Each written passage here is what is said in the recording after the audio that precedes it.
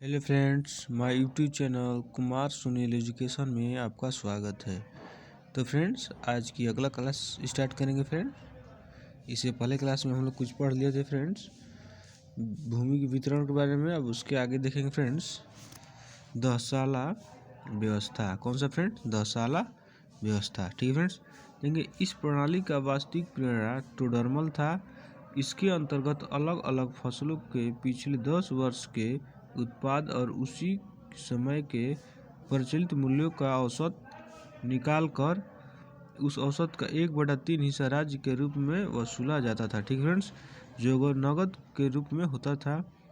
इस प्रणाली में 1/10 भाग हर साल वसूला जाता था, जिसे माल ए हर साला कहा जाता था। ठीक है फ्रेंड्स, तो दहसाल व्यवस्था देख लीजिए फ्रेंड्स, इसका प्रणेता कौन था? टोडरमल था। ठीक है फ्रेंड्स, अब देखिए फ्रेंड्स, सैन्य व्यवस्था। मुगल सेना को 4 श्रेणियों में बांटा या विभाजित किया जाता था, जिसमें अधीनस्थ राजाओं की सेनाएं, मनसबदारों की सैन्य टुकड़ियां, आहदी सैनिक और दाखिली सैनिक। ठीक है फ्रेंड्स, मराठों का उत्कर्ष। ठीक है फ्रेंड्स, 17वीं शताब्दी में मुगल साम्राज्य के विघटन की प्रक्रिया आरंभ होने के साथ कई स्वतंत्र राजाओं की स्थापना हुई, जिसमें मराठों का महत्वपूर्ण स्थान था। ठीक है फ्रेंड्स, देखें शिवाजी 1627 से 80 ईस्वी। ठीक है फ्रेंड्स, शिवाजी का जन्म 1627 ईस्वी में पूना के उत्तर में स्थित जुन्नर नगर के निकट शिवनेर के दुर्ग में हुआ था।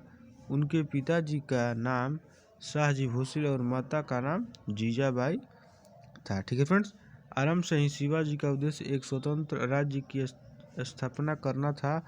उनका मूल उद्देश्य दक्षिण भारत में एक स्वतंत्र राज्य की स्थापना करना था। ठीक है फ्रेंड्स, शिवाजी के व्यक्तित्व पर सर्वाधिक प्रभाव उनकी माता जीजाबाई और उनके शिक्षक दादा कोंडदेव का पड़ा।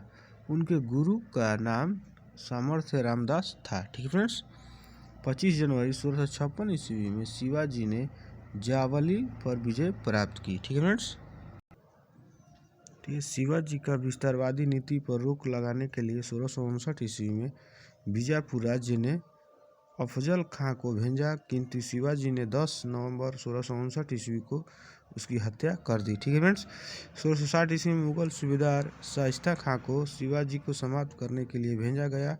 15 अप्रैल 1663 ईस्वी को शिवाजी चुपके से पूना में प्रवेश कर गए और रात को शाइस्ता खां पर आक्रमण कर दिया। ठीक है फ्रेंड्स, तो शिवाजी 16 अप्रैल 1663 ईस्वी को चुपके से पूना में प्रवेश कर गए और रात को शाइस्ता खां पर आक्रमण कर दिया। शाइस्ता खां इस आक्रमण से घबराकर भाग गया। ठीक है फ्रेंड्स, देखेंगे फ्रेंड्स, 1665 ईस्वी में औरंगजेब ने राजा जय सिंह को सिंहासन के विरुद्ध भेजा। जय सिंह ने वज्रगढ़ को जीतकर शिवाजी को पुरंदर के किले में घेर लिया। अंततः शिवाजी ने आत्मसमर्पण कर दिया। ठीक है फ्रेंड्स, 24 जून 1665 ईस्वी को शिवाजी और जय सिंह के मध्य पुरंदर की संधि हुई, जिसके अनुसार शिवाजी ने 13 किले और 10 लाख हुण की वार्षिक आय की भूमि मुगलों को दे दी। ठीक है फ्रेंड्स, शिवाजी के पास कुल 12 किले ही बचे। शिवाजी ने मुगल आधिपत्य स्वीकार कर लिया। ठीक है फ्रेंड्स, शिवाजी ने बीजापुर के निकट मुगलों को सैनिक सहायता देने की वादा किया। 1666 ईस्वी में शिवाजी औरंगजेब से मिलने आगरा गए, जहां औरंगजेब ने शिवाजी को जयपुर भवन यानी आगरा के में नज़रबंद रखा। ठीक है फ्रेंड्स, परंतु चतुराई से शिवाजी वहां से भागने में सफल हुए।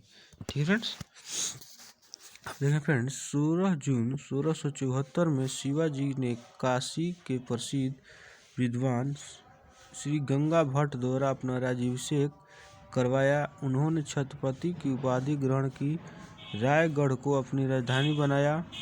शिवाजी की मृत्यु 3 अप्रैल 1680 ईस्वी को 53 वर्ष की आयु में हो गई। कब हुई फ्रेंड्स? 3 अप्रैल 1680 ईस्वी को 53 वर्ष की आयु में हो गई। ठीक है फ्रेंड्स, अब देखेंगे शिवाजी का प्रशासन। राजा या छत्रपति। राजा की संपूर्ण शक्तियाँ शिवाजी के केंद्रित थे। वह राज्य के अंतिम कानून निर्माता, प्रशासकीय प्रधान, न्यायिक, न्यायाधीश और सेनापति थे। उन्होंने मराठा को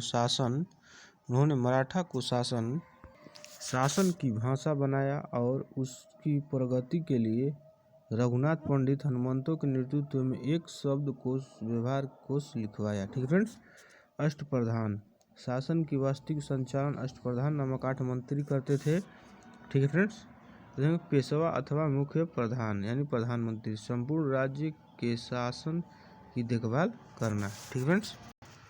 अब देखेंगे फ्रेंड्स, अमात्य या मजूमदार, राज्य की आय और व्यवस्था की देखभाल करना। मैत्रेय या वाक्यानवीस, राज्य के दैनिक कार्यों को लेखबद्ध करना। सचिव या शुरूनवीस, राज्य के पत्रों की भाषा में शैली को ठीक करना। सुमंत या दरबार, विदेश मंत्री था, राजा को संधि या युद्ध के बारे में सलाह देना। सेनापति या सर-ए-नौबत, सेना की मत भर्ती, संगठन, शिक्षा, सरहद की व्यवस्था करना। पंडित राव, विद्वानों एवं धार्मिक कार्यों के लिए दिए जाने वाले अनुदानों की दायित्व निभाना। न्यायाधीश, राज्य के समस्त दीवानी एवं फौजदारी मामलों की निपटारा करना। ठीक है फ्रेंड्स। अब देखेंगे सैन्य व्यवस्था। शिवाजी की सैन्य का मुख्य भाग घुड़सवार और पैदल सेना था। घुड़सवार 2 प्रकार के थे। बागौर, ये शाही घुड़सवार थे जिन्हें राज्य की ओर से शस्त्र मिलते थे, और सिलेदार, इन्हें घोड़े एवं शस्त्र स्वयं खरीदने पड़ते थे। ठीक है फ्रेंड्स। पैदल सेना देखेंगे फ्रेंड्स, इसमें नायक 9 सैनिक या पाइकों का अधिकारी था। हवलदार 10 नायकों का अधिकारी था। जुमलादार 2 या 3 हवलदारों का अधिकारी था। एक हजारी 10 जुमलादारों का अधिकारी था। सर-ए-नौबत संपूर्ण पैदल का प्रधान सेना का प्रधान था। सैनिकों का वेतन नगद दिया जाता था। ठीक है फ्रेंड्स। इसमें सैनिकों का वेतन नगद दिया जाता था। आप देखेंगे फ्रेंड्स लगान। क्या फ्रेंड्स? लगान में देखेंगे फ्रेंड्स, शिवाजी ने अपनी आय का मुख्य साधन चौथ और स्वदेशमुखी को बनाया। एक कर पड़ोसी राज्यों की सीमाओं और नगरों से अथवा अपने प्रभाव क्षेत्र नगरों से वसूले जाते थे। चौथ उसके प्रदेश का वार्षिक आय था 1/4 भाग, और स्वदेशमुखी उसके प्रदेश की आय का 1/10वां भाग था। चौथ 1/4 था और स्वदेशमुखी 10 देशी से 10 हो जाएगा फ्रेंड्स, तो 1/10 भाग। ठीक है फ्रेंड्स। तो ऐसे हम लोग याद रखेंगे फ्रेंड्स। आगे देखेंगे संभाजी 1680 से 1689। ठीक है फ्रेंड्स। शिवाजी की मृत्यु के बाद उनके 2 पुत्र संभाजी और राजाराम के मध्य उत्तराधिकार का विवाद खड़ा हो गया। संभाजी 30 जुलाई 1680 को सिंहासन पर बैठा। कब फ्रेंड्स? तो 30 जुलाई 1680 को सिंहासन पर बैठा। वह अभिमानी, क्रोधी और भोग विलासी था। अपनी मृत्यु से पहले शिवाजी ने उसे पन्हाला के निकट में कैद कर लिया था। संभाजी ने 1681 ईस्वी में औरंगजेब के पुत्र अकबर को शरण दी थी। 21 मार्च 1689 को औरंगजेब ने संभाजी की हत्या करवा दी और रायगढ़ पर कब्जा कर लिया। ठीक है फ्रेंड्स। अब देखेंगे राजाराम 1689 से 1700। राजाराम का अभिषेक 1689 में रायगढ़ के किले में हुआ। उसने अपने को शाहू का प्रतिनिधित्व माना और कभी गद्दी पर नहीं बैठा। उसने मराठों को जागीरें दी, जिसके परिणाम स्वरूप मराठा मंडल या राजसंघ का उदय हुआ। उसकी मृत्यु 1700 ईस्वी में हो गई। ठीक है फ्रेंड्स। उसकी मृत्यु 1700 ईस्वी में हो गई। अब देखेंगे फ्रेंड्स, शिवाजी द्वितीय ताराबाई 1700 से 1707। राजाराम की मृत्यु के बाद उसकी पत्नी ताराबाई ने अपने 4 वर्ष पुत्र शिवाजी द्वितीय को गद्दी पर बैठाया और मुगलों से संघर्ष जारी रखा। ताराबाई ने रायगढ़, सतारा और सिंहगढ़ किलों को मुगलों से जीता लिया। ठीक है फ्रेंड्स। अब देखेंगे साहू 1707 से 1749। 12 अक्टूबर 1707 ईस्वी में साहू और ताराबाई के मध्य खेड़ा का युद्ध हुआ, जिसमें बालाजी विश्वनाथ की मदद से साहू विजयी हुई। साहू ने 1708 ईस्वी में सतारा पर अधिकार कर लिया और इस प्रकार शक्ति के 2 केंद्र बने। ठीक। एक सतारा हुआ फ्रेंड्स और दूसरा कोल्हापुर। ताराबाई इन दोनों के मध्य शत्रुता का अंत 1721 ईस्वी में वारणा की संधि के द्वारा हुआ। तो ठीक है फ्रेंड्स, वारणा की संधि के द्वारा हुआ। तो ठीक है फ्रेंड्स आज की क्लास यहीं पर समाप्त करेंगे फ्रेंड्स।